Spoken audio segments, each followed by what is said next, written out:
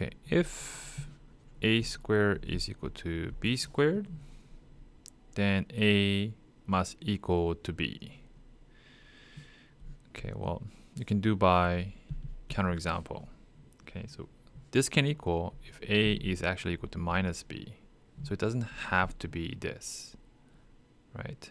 Since if a minus b, right, a minus b, then a squared still is equal to b squared, therefore false.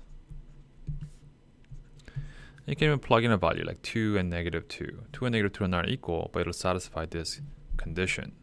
Okay, and we cannot say since 2 squared and minus 2 squared is equal, 2 and negative 2 is equal.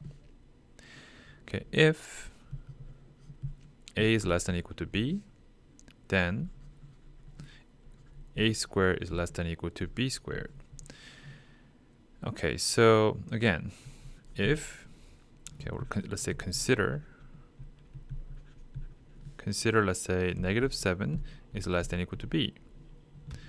Let's say 1. If you square both sides, this is 49 and this is just still 1. So look, this becomes bigger, right? So this doesn't have to be true. It's a false statement.